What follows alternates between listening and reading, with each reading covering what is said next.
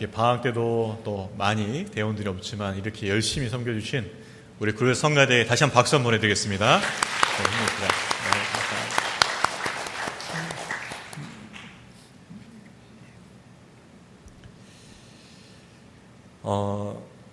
제 목회 계획 중에 하나가 이제 제자 훈련입니다. 아마 이제 2학기, 아마 9월달이 될 것 같아요. 9월달부터 저희 교회는 이제 제자 훈련을 하게 될 것입니다. 제자 훈련이 무엇인가라는 것을 얘기한다 치면 그것은 예수님의 제자로 세워가는 훈련입니다. 결국 예수님이 누군지 알고 또 예수님을 닮아가는 그런 제자를 세우는 것이 제자 훈련입니다. 이 제자 훈련에서 또 오해하는 부분도 있죠. 제자 훈련은 빡세더라. 그러니까 열심히 뭔가를 해내야 되고 숙제도 해야 되고 본인의 노력과 의지가 많이 들어가는 훈련이다.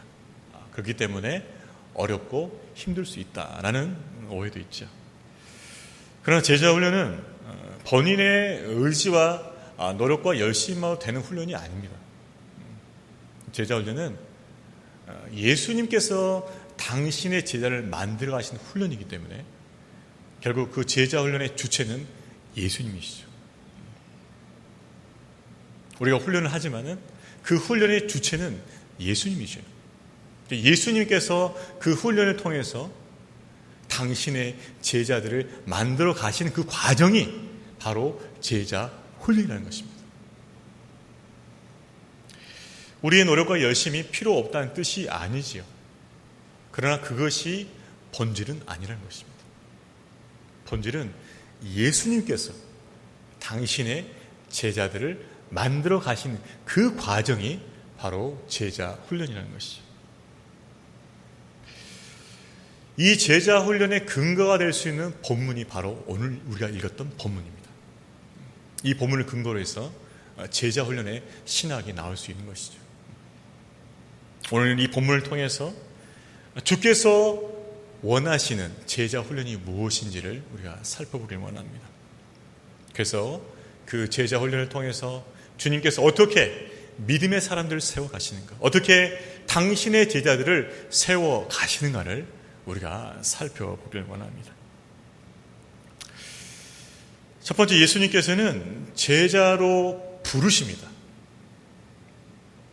사람을 택하시는 거죠.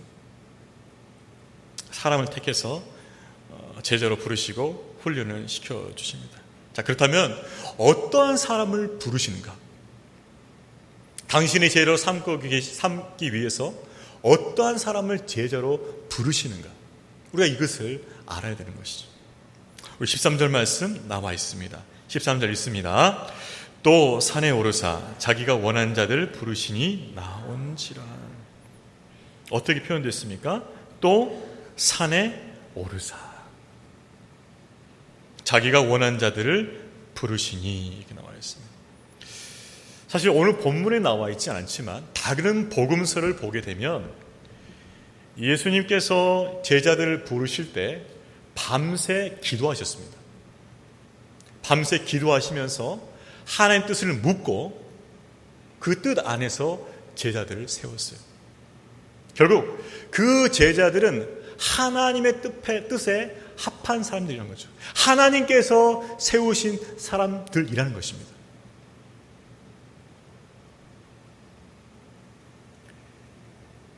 오늘 본문에 나온 이 산이란 이 장소도 그렇습니다.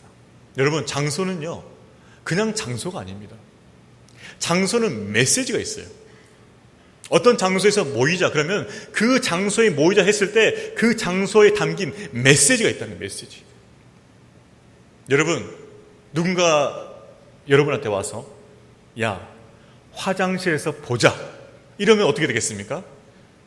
그 장소에서 뭐가 느껴져요? 뭔가 안 좋은 일이 일어날 것 같다. 그죠? 왜? 화장실이니까. 화장실에서 좋은 일이 일어나지 않잖아요. 장소는 메시지가 있어요. 좋은 카페에서 만나자. 그런 거예요. 나와 같이 이렇게 친밀한 교제하길 원하는구나. 그 장소가 주는 메시지가 있다는 거죠. 유대인들에게 있어서 이 산은 메시지가 있습니다. 어떤 메시지일까요? 그것은 이 산의 메시지는요, 하나님께서 부르시는 장소, 하나님께서 계시를 주는 장소에서의 그 메시지가 있어요. 하나님이 부르시는 장소, 하나님께서 계시를 주는 장소라는 메시지가 담겨 있습니다. 왜 그럴까요? 이스라엘 백성이 홍해를 건너고 나서 이른 곳은 바로 시내산이었습니다. 그 시내산 가운데서 하나님께서 임재하셨고요, 모세를 통해서 율법, 십계명을 주신 것이죠. 그 후에 엘리야도 마찬가지입니다. 이 시내산에서 다시 하나님께 사명을 받고 계시를 받습니다. 예수님도 또 산에서 산상수훈을 가르쳐 주십니다. 그래서 유대인에게 있어서 이 산이라는 것은 신령한 곳이에요. 하나님께서 부르시는 곳, 하나님의 계시가 임하는 곳이에요. 말씀이 임하는 곳이에요. 그래서 이 산이라는 이유가 있는 거예요. 예수님께서 밤새 기도하시면서 제자를 세워주셨습니다.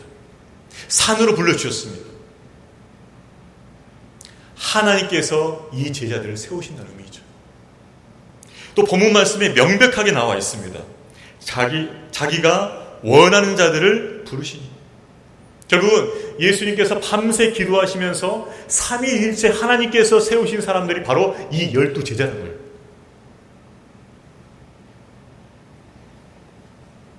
그렇습니다. 여러분, 예수님께서 제자를 삼는 것은 하나님의 뜻 가운데서 세워주신 거예요. 하나님의 뜻 가운데서 불러주신 거죠. 이것은 단순히 예수님의 제자만 해당되는 것이 아니죠.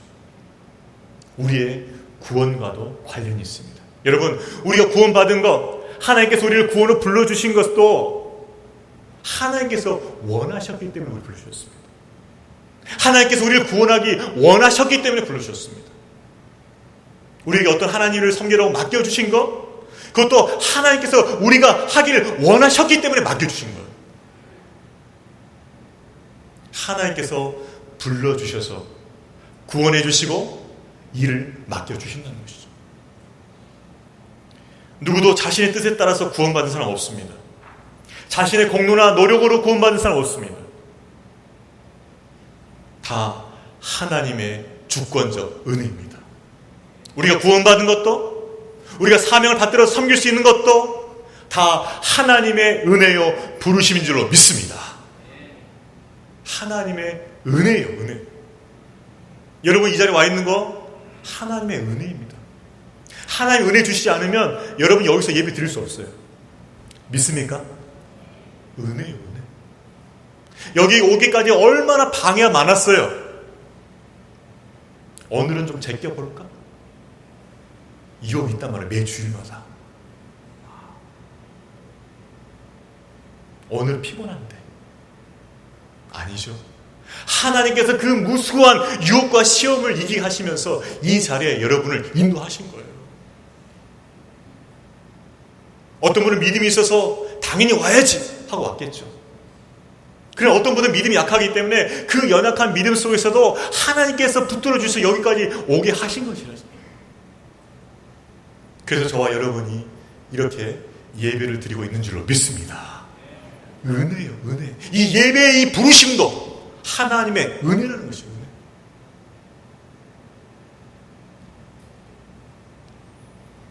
그렇기 때문에 그리스도인들은 하나님의 그 부르심의 은혜를 잘 알기 때문에 절대 교만하거나 자랑해서는 안 된다는 거예요. 하나님의 부르심을 받은 주의 일꾼들이나 성도들은 누구도 선택받은 그 부르심에 관련하여서 자기 자랑을 해서는 안 된다는 것입니다. 우리가 자랑할 것이 있다면 그것은 우리를 선택해 주신 주님의 은혜뿐이지요. 그래서 성경은 자랑하는 자는 주 안에서 자랑하라라고 말씀하죠. 주 안에서 자랑하라 말씀하시죠. 이게 무슨 뜻이에요? 주님의 은혜만을 자랑하는 거예요. 주님의 은혜만.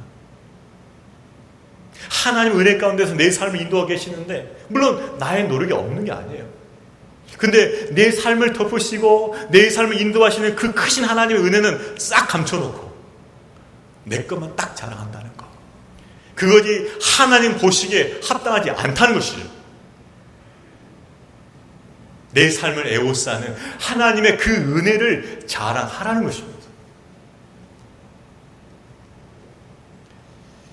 여러분, 예수님의 12 제자는요, 하나님께서 원하셨고 불러주셔서 세워진 거예요. 역시 마찬가지로 하나님의 그 은혜와 부르심 가운데서 우리가 구원받고 이렇게 예배 자리까지 오게 된 줄로 믿습니다. 은혜. 그런데 이런 분들 계셔요. 하나님께서 분명히 은혜로 불러주셨어요. 근데 그 은혜의 그 부르심 앞에서 순종하기를 거부하는 거죠. 내가 문 밖에 서서 두드리노니 얘야 이제 마음문 열고 나를 영접해라. 네 인생이 정말 의지할 사람이 누가 있을까? 네 인생을 정말 책임질 사람이 누가 있을까? 그 어느 누구도 네 인생 책임 못 져준다. 오직 나 예수 선한 목자가 너 인생을 돌보고 책임져 준다. 마음을 열고 나 예수를 받아들이지 아니하겠니? 부르신다는 거죠. 구원으로 부르신다는 거죠. 근데 그 구원의 부르심 가운데서 여전히 내 마음을 열지 않는 거예요. 어떤 분들. 아니야. 예수가 내 인생에 들어오면 복잡해질 수가 있어. 예수가 들어오면 내가 하기 싫은 거 시키지 않겠어. 예수가 내 안에 들어오면은 내가 새로운 삶으로 어떻게 살아야 한다는 그 부담감이 있지 않겠어? 그렇기 때문에 마음을 닫고 열지 않는 거예요. 그러나 예수께서는 뭐라 말씀하십니까? 내가 마음문을 열면 내가 그에게로 들어가 그는 나와 더불어 먹을 것이니라. 하나님께서는 그 마음을 열고 예수를 받아들인 자에게 놀라우신 은혜와 사랑으로 축복으로 함께 하실 줄로 믿습니다.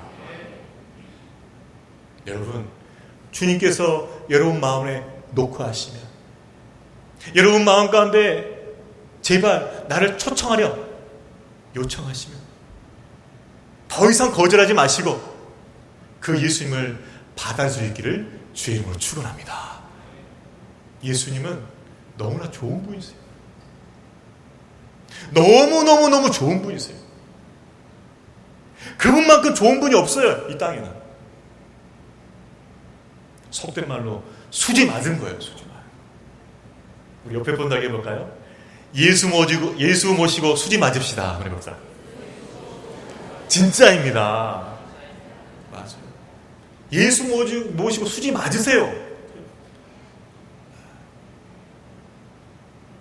예수님이 여러분의 인생 가운데서 들어와 계시면 책임져 주셔요. 인도해 주셔요. 복된 삶으로 이끌어 주셔요. 더 이상 묶여있거나 어둠에 있을 필요 없어요. 그분은 빛이시요 생명이십니다. 분명히 여러분을 빛 가운데 인도할 것이며 분명히 여러분에게 생명을 주실 줄로 믿습니다. 그 생명이 여러분을 살리는 거예요. 예수님 안에 있는 그 생명을 풍성히 누리게 되시기를 주의 이름으로 축원합니다. 예수님. 어떤 분들은 구원을 받았어요. 근데 하나님께서 뭔가 일을 맡기고 싶어요. 뭔가 사명을 주고 싶어요. 하나님 일을 섬기라고 부르고 싶어요. 근데 그 부르심을 자꾸 거부한 사람도 있어요. 그래, 난 구원 받았으니까 난 지옥 안 간다. 난 꼭 천국 간다. 이것만 딱 붙들고 신앙하는 사람도 있어요. 더 이상은 들어오면 안 돼. 예수님 여기까지. 난 구원 받았으니까 천국행 티켓 얻었으니까 여기까지야. 노터치. 어떻지? 아니죠. 주님은 여러분을 통해서 하나님이 기뻐하신 일을 하길 원하셔요. 그 일들을 하심을 통하여서 주님을 기쁘시게 하는 주의 성도들 되시기를 주의 이름으로 축원합니다. 여러분, 부르실 때 감사하십시오. 여러분, 저와 여러분 써준 것만 해도 감사해야 돼. 맞습니까? 참, 누가 써줘 진짜. 예수님께 써주지. 저는 그렇게 생각합니다.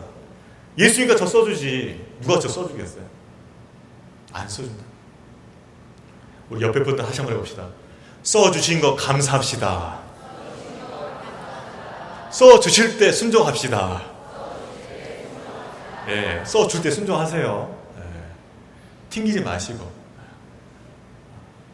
써주실 때 쓰임 받으십시오. 그게 복이에요. 복.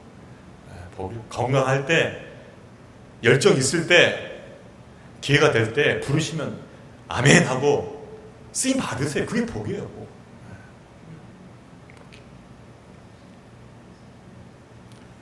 주께서 부르실 때 그 부르심 앞에 순종함을 통해서 복을 누리시기를 주의 이름으로 축원합니다. 또 마지막으로 이런 경우도 있어. 안 불러줬는데 부르신 것처럼 가는 분들이 계셔요. 안 불렀는데. 뭐 이런 게 있죠. 버스가 이렇게 속도 있게 가다가 갑자기 딱 멈추면 뒷좌석에 있는 분들이 갑자기 탁 튀어나가지고 운전수다 저 부르셨어요. 안 불렀는데 무슨 말이에요? 주님께서 부르지 않고 그 자리에서 충성되게 지키라고 말했는데 자기 욕심 때문에 어딘가 가고 싶은 사람도 있어요. 내 욕심 때문에, 내 생각과 내 계획 때문에 자꾸 다른 짓을 하려고, 다른 짓을. 안 불렀는데. 그때 주님의 부르심 뭡니까? 바로 그 자리가 부르심의 자리예요. 그 자리가. 그 자리에서 충성하는 거, 그게 부르심이고 그 부르심 앞에 순종하는 거예요. 우리는 주께서 부르실 때는 담대히 나아가고 그 부르심이 특별히 없을 때는 그 자리를 지키는 것이 충성인 줄로 믿습니다. 그거예요. 그거. 부르시면 담대히 나아가고 계속 그 자리를 지키라는 거예요. 충성되이 지켜야 되는 거예요. 그게 우리가 성도가 해야 할 모습이에요. 그게 제자예요. 저와 여러분은 하나님의 그 부르심을 따라 행하기를 주의 이름으로 축원합니다. 그게 제자된 모습이에요.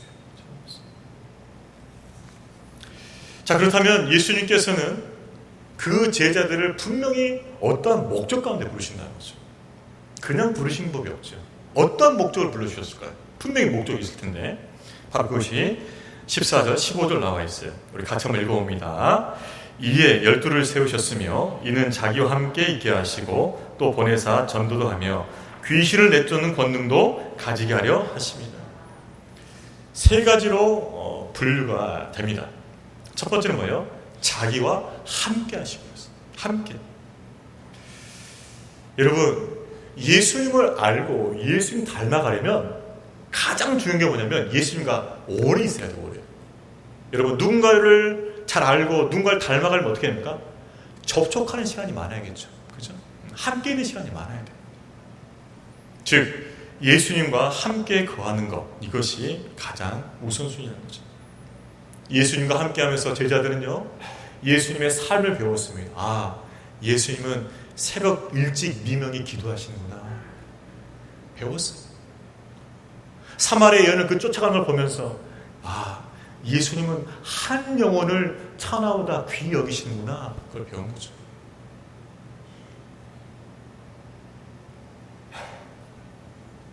고난 가운데서 예수님께서는 혈과 육으로 대응하지 아니하시고 아버지 뜻을 따라 순종하시는구나 배운 거죠. 예수님과 함께 있는 삶을 통해서 예수님의 성품, 예수님의 삶의 방식, 그분의 삶의 목표, 목적, 그 모든 것들을 배우는 거죠. 바로 그게 제자 훈련입니다. 예수님과 함께 거하는 것, 가까이 하는 것, 그것이 우선순위인 거지. 여러분, 우리 주 되신 예수님과 가까이 가까이 하시기를 주의 이름으로 축원합니다. 그것이 예수님을 알고 예수님 닮아가는 것. 자, 그러면 우리는 약간 신학적인 어려움에 부딪히게 돼요. 뭐냐? 자, 2000년 전에는 예수님께서 분명히 살아계셔서 제자들과 친히 함께 하심으로 일일이 일거수일투족을 보여주시면서 제자 훈련이 가능했는데, 지금은 예수님께서 부활하셔서 하나님 보좌 우편에 계시기 때문에 우리가 육신으로 안 보인단 말이죠, 그분이. 그러면 어떻게 예수님을 가까이 하고 예수님과 함께하는 제자 훈련이 가능하냐 이 말이죠. 어떻게 제자 훈련이 가능합니까? 그것은 예수님께서 부활하시고 우리 가운데 무엇을 부어주셨습니까? 성령을 부어주셨습니다. 예수의 영이신 성령을 부어주심을 통하여서 바로 예수의 영이신 그 성령께서 우리 삶 가운데 함께 하시는 말미암아 제자 훈련이 가능하다는 거죠. 우리 삶을 예수를 알게 하고 예수님 닮게 하신 분이 바로 우리 안에 계신, 우리 안에 내주어 계신 성령인 줄로 믿습니다. 성령께서 함께 하시니까 우리 삶을 예수님의 제자로 만들어 가시는 거죠. 요즘 제가 신방도 하고 또 여러 가지를 하다 보니까 바쁘고 피곤해질 때가 있었습니다. 여러분, 바쁘고 피곤해지면 생기는 습관이 하나가 있어요. 뭘까요? 게을러져요. 게을러져요. 저도 조금 게을러지긴 하더라고요. 애들과 놀아주는 것도 게을러져요. 뭐 하는 것도 좀 게을러져요. 몸이 피곤하니까, 바쁘니까. 근데 이제 게을러지기로 하니까 빨리 그냥 잠깐 자자 하고 그냥 딱 누우면은 성령님께서 너 이거 하고 자야 된다. 그럴 때 이제 바로 이렇게 반응하면 얼마나 좋겠습니까, 목사가. 저도 인간인지라 나중에 해도 될 것 같은데 하면서 제가 일단 반기고 시작해요. 딱 있으면 그러면 또 성령께서 아니다, 지금 해야 된다. 계속 생각을 주시는 거예요. 생각을 주시는. 그럼 어떻게 됩니까? 일어서 하죠. 일어서서 해내는 거예요. 바로 이것이 성령님이 인도하시는 삶이에요. 내 육신대로 살 것이 아니고 내 정욕대로 살 것이 아니고 성령 안에서 하나님 뜻대로 사는 것, 바로 그것이 예수의 제자라는 삶인 줄로 믿습니다. 그것이 제자 훈련이에요. 성령의 인도하심을 따라 사는 것, 그래서 주님 뜻 안에서 사는 것, 그분과 동행하는 것, 그것이 제자 훈련이에요. 제자 훈련은 클래스에서 이루어지는 것이 아닙니다. 내 삶 속에서 이루어지는 것이 바로 제자 훈련이에요. 교회 사는 것은 그 제자 훈련된 삶을 도와주는 역할이에요.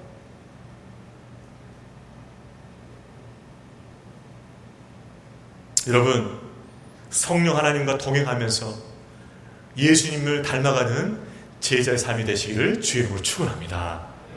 그래서 제자 훈련은 먼 데 있지 않아요. 바로 여러분의 삶 속에 있습니다. 내 안에 내주하시는, 내 안에 거하시는 그 성령을 통해서 내가 그 성령의 음성을 듣고 그 성령의 인도하심을 따라가다 보면 바로 그것이 제자 훈련이에요. 그것이 예수님 따라가는 삶이라는 것이죠. 멀지 않아요. 추상적 개념이 아니에요. 바로 내 삶에 와 있어요.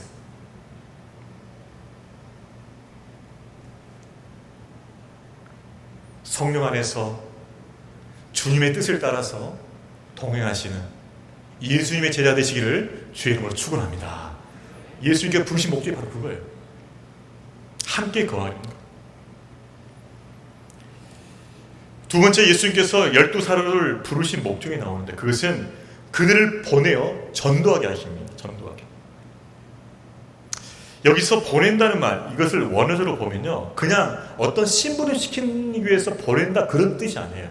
이것은 막중한 일, 즉 공적으로 굉장히 막중한 일을 맡겨서 보낸다는 뜻이죠. 즉 권위를 이양해서 보낸다는 그 뜻이에요. 즉 외교적으로 만나치면은 대사급에 해당합니다. 대사급. 한 국가가 다른 국가가 그 관계를 결정할 수 있는 어떤 사절단, 대사의 파송을 의미하는 단어입니다. 왜 이단을 썼을까요? 그것은 복음이 중요하기 때문에 그렇습니다. 모든 믿는 자에게 이 구원을 주시는 이 하나님 복음이 중요하기 때문에 그 복음을 통해서 하나님 나라를 확장하기 때문에 이 복음을 그렇게 표현한 거죠. 예수님께서는 복음 맡은 우리를 대사처럼 보신다는 거죠.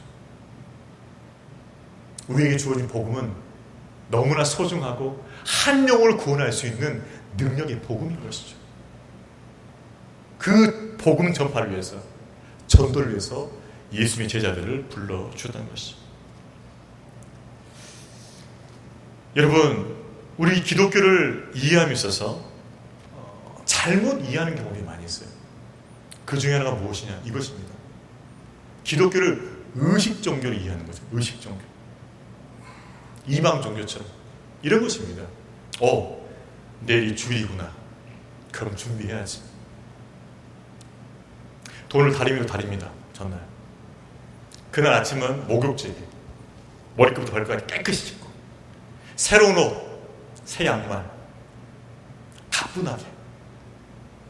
그리고 와서 기도를 잘 준비하고 그래서 예배를 잘 드리고 은혜도 받고 목사님 축도 받고 나가면서 이야 오늘 예배 잘 드렸네. 끝! 이것을 기독교에 이해하는 사람이 있다는 거죠. 그러나 기독교는 종교의식이 아니에요. 오해하시면 절대 안 돼요. 주일날 한번 깔끔하게 완전하게 그렇게 예배 드리는 것이 마치 기독교냥 이해하면 안 된다는 거예요. 여러분, 기독교는요 주일날 깔끔하게 예배 드리는 그런 것으로 끝나는 종교가 아닙니다. 내 영혼을 구원하신 그 하나님을 사랑하기 때문에 나의 모든 삶을 다 그분 앞에 드려서 그분과 동행하면서 그분의 뜻 안에 살면서 내 삶이 그분 앞에 드려지는 예배가 되는 거, 제사가 되는 거, 예물이 되는 거, 바로 그것이 기독교예요. 주일날 드리는 그 예배만으로 유지되는 그 종교가 아니라는 거예요. 내 삶 속에서 내 삶을 통하여 내 삶을 들여서 하나님과 동행하는 바로 그것이 기독교라는 것입니다. 그래서 기독교는 삶을 빼면 종교가 되지 않아요. 성립되지 않습니다. 반드시 삶으로만 드릴 수 있는 거예요. 그것이 우리가 믿는 기독교예요.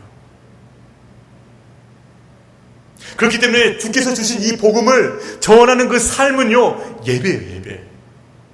여러분이 누군가에게 복음을 전하고 하나님의 사랑을 전하고 그래서 그들로 하여금 예배자 초청할 때 바로 그것이 하나님 기뻐 받으시는 예배요 헌물이라는 거예요. 기독교는 삶으로 이해되는 것입니다. 그것이 우리가 믿는 기독교예요. 저와 여러분에게 이 신앙으로 주님 앞에 드려지기를 주의 이름으로 축원합니다. 맞아요. 처음에 몰랐죠. 그러나 우리 믿음은 더욱더 자라고 성숙하게 되는 것입니다.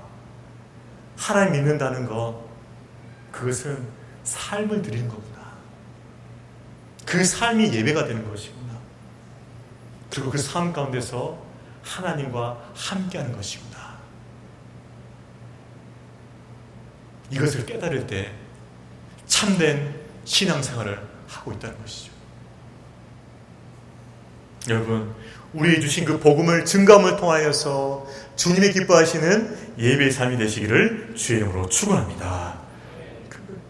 입술로 증거하고 삶으로 증거하는 것이죠. 마지막으로 예수님께서 제자들을 파송하시면서 주신 것이 있어요. 바로 그것은 사단을, 즉 귀신을 쫓아낼 수 있는 권세, 권능을 주셨습니다. 자, 이것이 왜 필요할까요? 우리가 하나님을 할 때 항상 방해하는 세력이 있습니다. 누구죠? 사단. 이 사단의 세력들이 항상 우리가 하나님을 할 때마다, 순종할 때마다 방해하는 거예요. 그때마다 발목을 딱 잡아요. 어김없습니다. 그분은 정확하도 그때 나타나십니다. 어떤 때? 우리가 주의를 하고 은혜 받으려고 할 때 정확히 어김없이 사단 나타나요. 그래서 그 사단을 어떻게 대적하려고? 주 예수 그리스도 이름으로 대적하면서 물리치라고 권능을 주시는 거예요. 야고보 4장 7절 마귀를 대적하라 그리하면 너희를 피하리라. 여러분, 마귀를 우리가 피하면 안 됩니다. 누가 피해야 돼요? 마귀가 우리를 피해야 돼요. 우리 옆에 분 알고 봅시다. 마귀를 피하지 말고 마귀가 피하게 합시다. 마귀가 도망가게 합시다. 이것이 우리가 해야 될 일이에요. 어려운데 아니 도망가자. 아니야. 어떻게 할까? 나사렛 예수 그리스도의 명하노니 사단아 떠나가라. 물러가라. 그것이 우리에게 주신 권세 권능이라는 거죠. 우리 힘으로는요 사단을 이길 수가 없습니다. 우리 지혜는 절대 감당할 수 없어요. 우리가 IQ가 아무리 높아도요 사단의 IQ는 우리 몇 배예요. 감당할 수 없습니다. 그래서 하나님의 지혜와 능력과 그 권세를 싸우는 거죠. 그렇지만 그분 안에서 싸울 때 그분이 우리 친히 대장 되셔서 승리있게 하실 줄을 믿습니다. 그래서 우리에게 권능을 주시는 거죠. 주 예수 그리스도 그 이름에서 나오는 권능을 주시는 거예요. 여러분 가운데 시험과 유혹 가운데 있는 분이 계십니까? 주 예수 그리스도 이름으로 물리치시기를 주의 이름으로 축원합니다. 모든 만물은요 예수 그리스도 그 이름 앞에 무릎 꿇게 되어 있어요. 그렇기 때문에 우리가 주 예수 그리스도 이름을 붙잡고 나가면 반드시 다 무릎 꿇게 되어 있습니다. 그것이 우리에게 주신 권세요, 권능이에요. 저와 여러분 예수 그리스도의 그 이름의 권세를 의지함을 통하여서 승리하는 삶을 살아가시기를 주의 이름으로 축원합니다. 자, 우리가 마지막 살펴볼 건 이것입니다. 예수님께서 택하여 세우신 12명의 명단을 보겠습니다. 예수님께서는 당시 원하는 자들을 불러주셔서 주님과 함께 거하게 하시고 전도도 하게 하시고 사단의 세력을 권세로 쫓아내게 하시는데, 자 그러면 어떤 사람들을 불러주셨나 그 면모를 살펴보겠습니다. 면모. 근데 그 면모가 어떠하냐, 우리가 17에서 19절까지 읽어보았는데요, 12사도의 명단을 보면은 그 유대 사회 속에서 특출하다고, 이 사람은 지도자가 될 만하다고 인정되는 사람이 한 사람도 없어요. 다 평범한 사람들이에요. 오히려 유대 사회에서는 좀 더 비천한 사람들입니다. 왜냐? 어부군 어부, 고기 낚는 어부, 또 사람들에게 매국노라고 욕먹는 세리, 이런 사람들이 다 별볼이 없는 사람들, 오히려 지탄받는 사람도 있는 거죠. 혈기왕성해서 어떻게 하면 로마를 다시 뒤집어서 우리나라를 찾을까, 이 열심당원들만 있어요.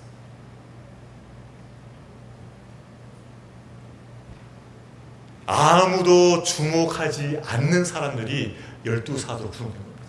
쉽게 말하면 오합지졸. 오합지졸 모은 거예요 지금 모아놓고. 그러면서 사도단을 구성하신 것이죠. 왜 그러셨을까요? 여기 하나님의 오묘한 섭리가 있습니다. 그것은 아무 육체도 하나님 앞에서 자랑하지 못합니다. 내가 만약에 특수한 계층, 특수한 신분, 어떤 탁월한 어떤 것을 가지고 하나님 앞에 부르심 받았다 치면, 그래 내가 이 정도 되니까 불러주셨지, 내가 이 정도 부와 재산과 능력이 있으니까 쓰실만 하니까 불러준 거 아니겠어 라고 착각하고 교만한다는 거예요. 그러면 어떻게 될까요? 하나님의 은혜를 가리게 되죠. 영광을 가리게 되죠. 그래서 부족하고 연약하지만 그 사람들을 불러주셔서 하나님 영광에서 사용하시는 거예요. 여러분, 저와 여러분 그렇잖아요. 저와 여러분이 뭐 특출납니까? 마음속으로 난 특출한데 하실 분 계시겠어요? 그래 알잖아요. 우리 특출하지 않잖아요. 평범하잖아요. 그런데 하나님께서 우리 어떻게 불러주셨잖아요. 귀한 일에 지금 사용하고 계시잖아요.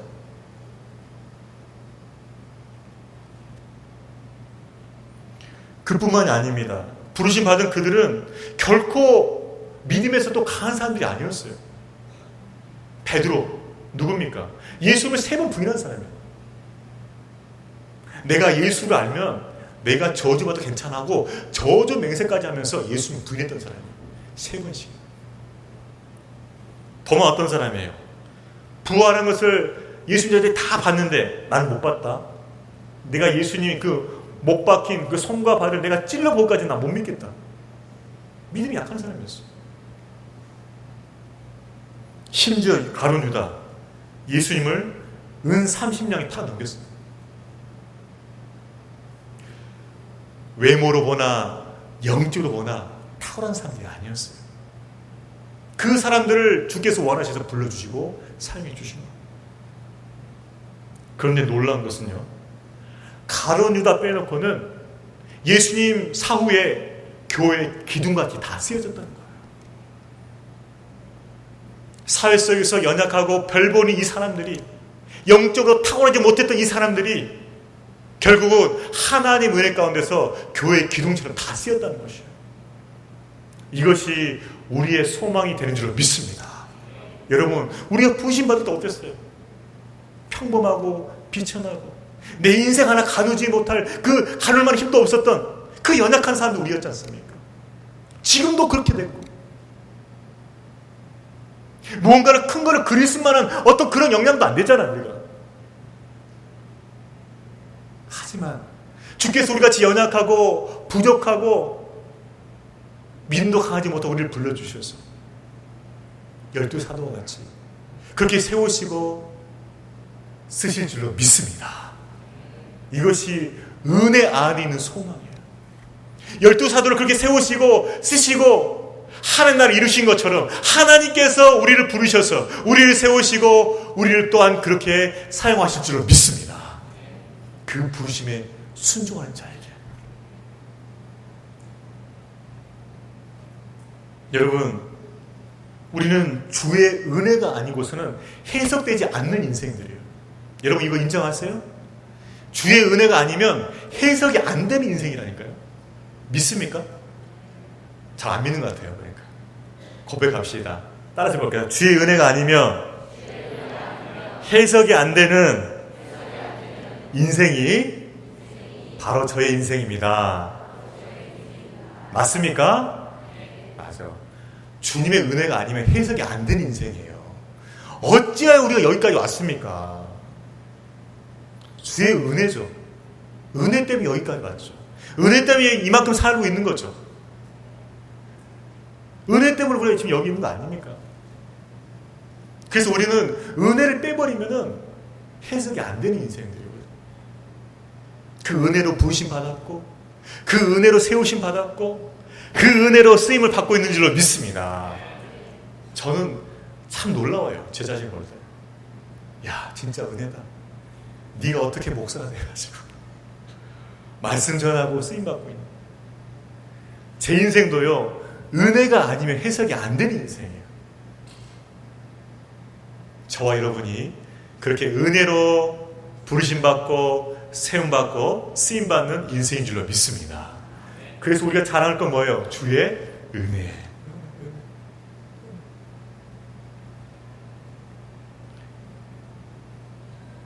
우리에게 베푸신 그 은혜를 자랑하고 또 그 은혜 안에서 우리를 귀하게 쓰실 것을 소망하는 저와 여러분 되기를 주의 이름으로 축원합니다.